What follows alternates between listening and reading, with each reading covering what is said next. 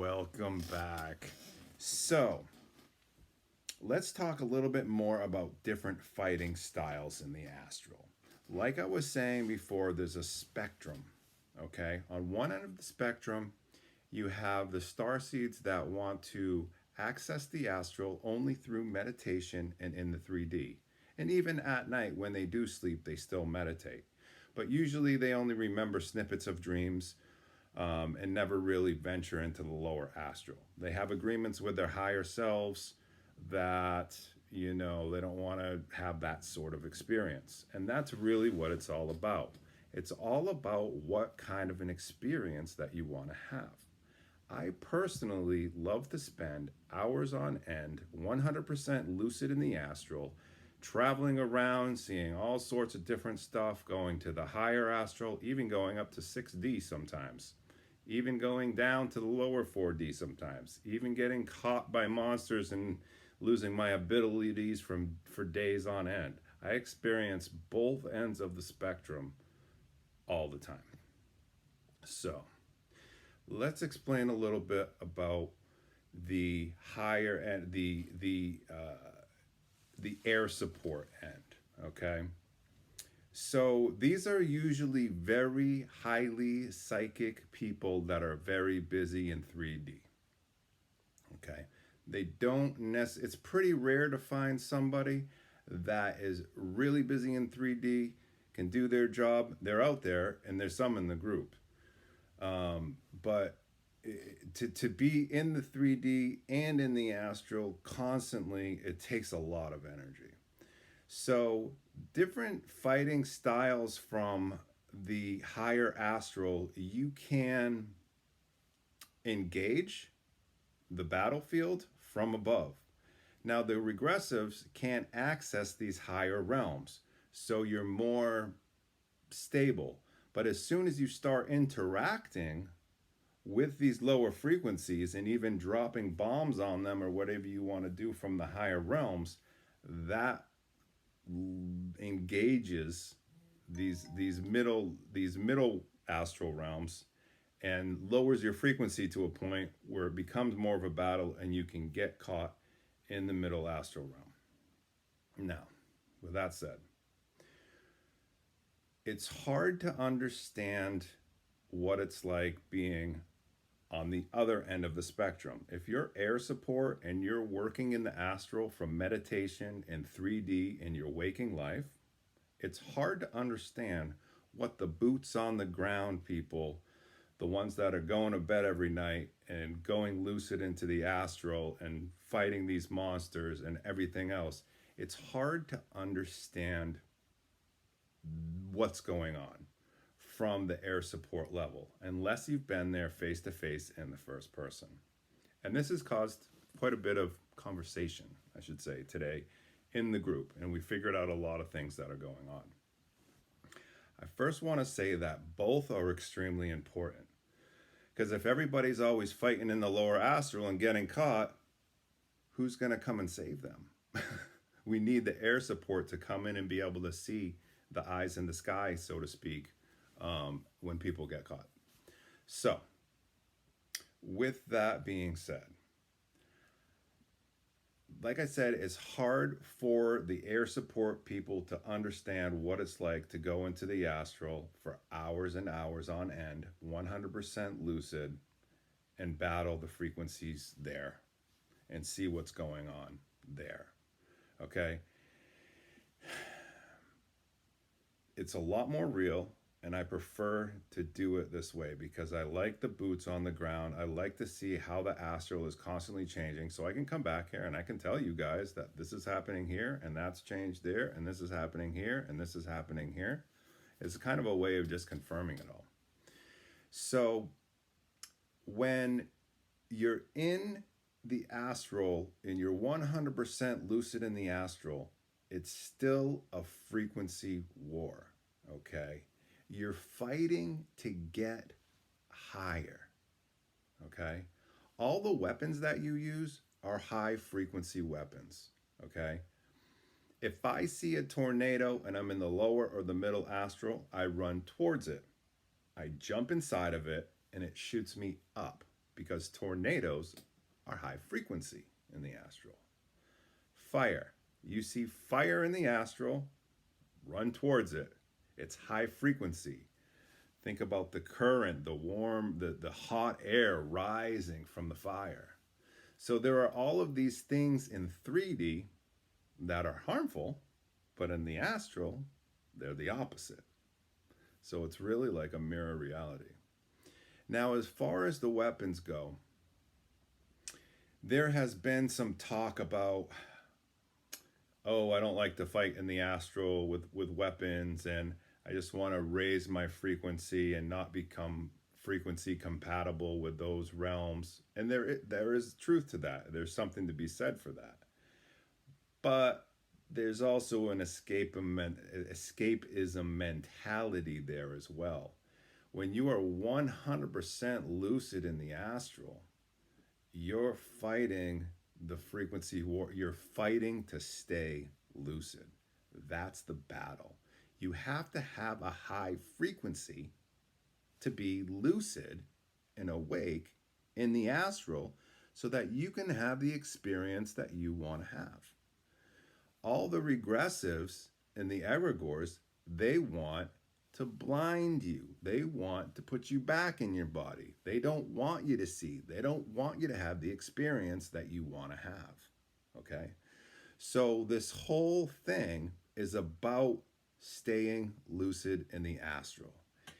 If you can stay lucid in the astral and you can go there and you can have the experiences that you want and you can meet up with the other lucid starseeds in the astral, and it's a real thing and we do it all the time,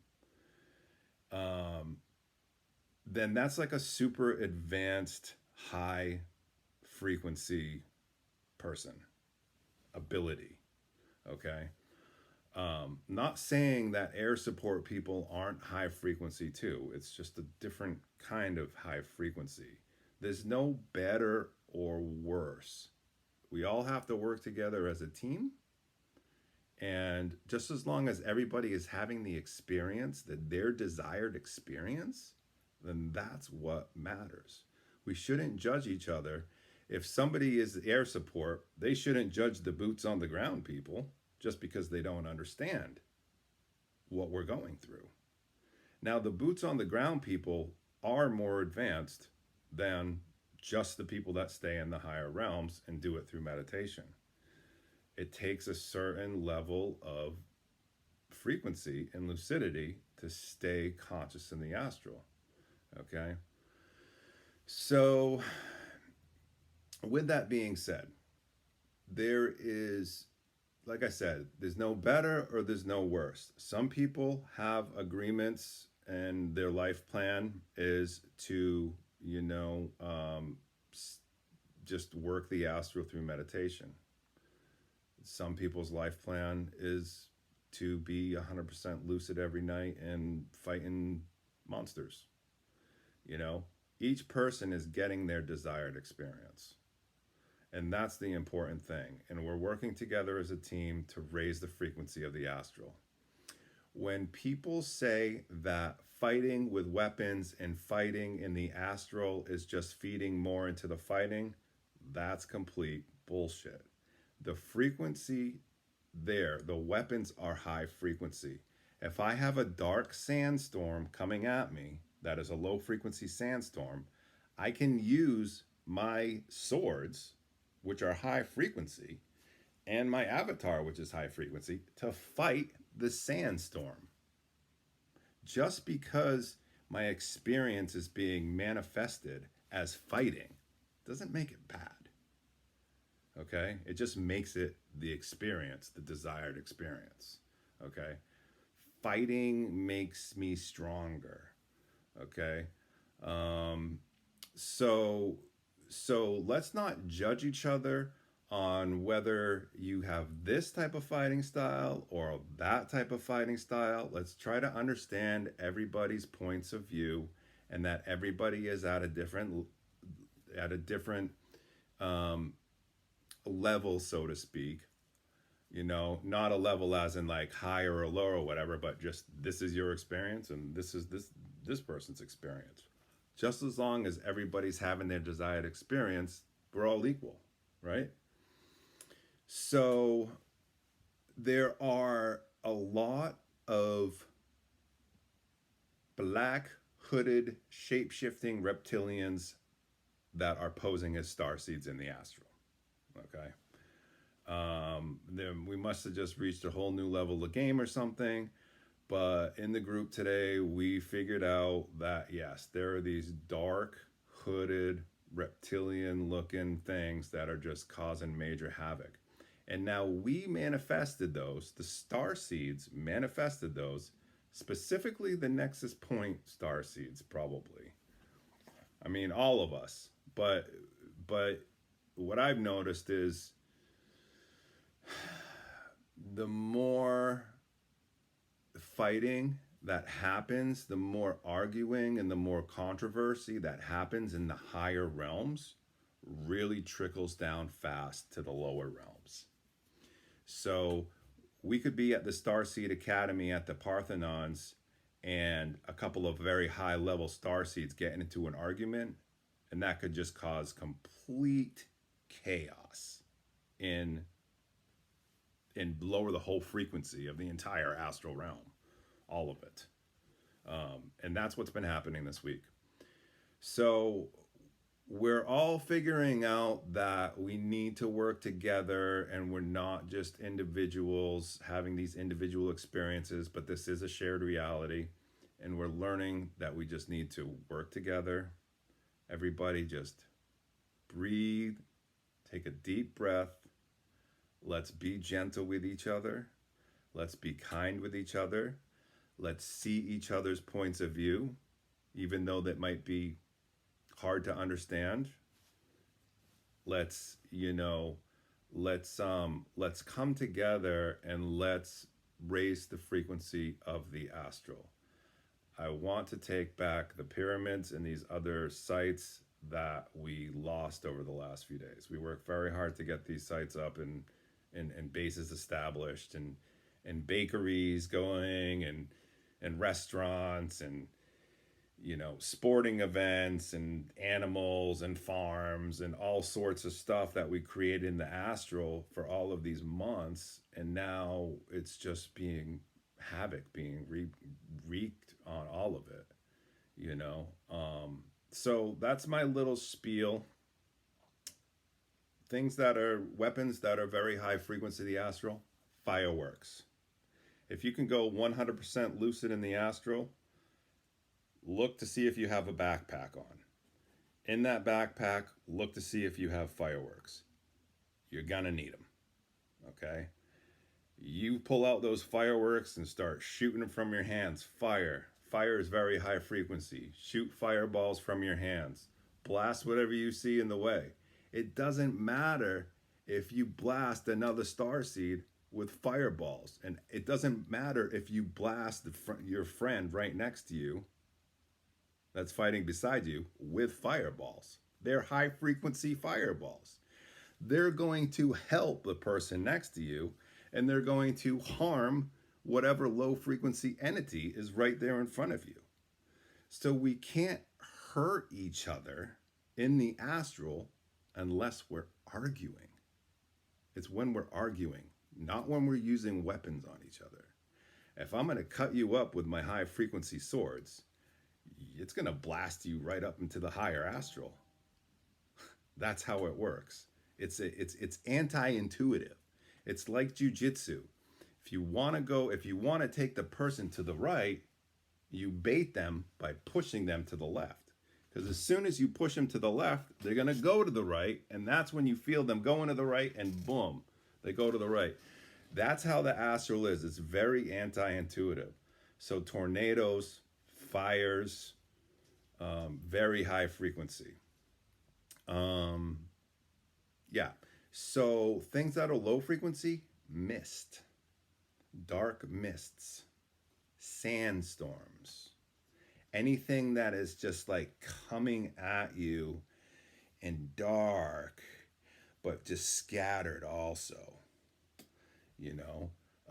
When you're in the astral, 100% lucid in the astral, look at the sun, stare at the sun, follow the light, follow the blue sky, follow the pretty stuff, follow the beautiful stuff.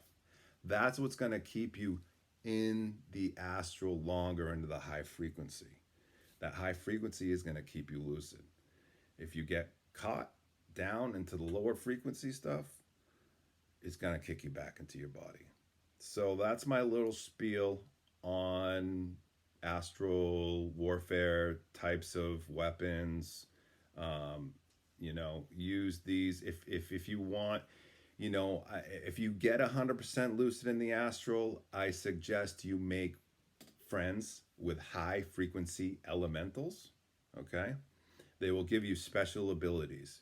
If you have a high frequency friend that's a fire elemental, you'll be able to do fire stuff. If you meet a water or ice elemental, you'll be able to do the freeze spells.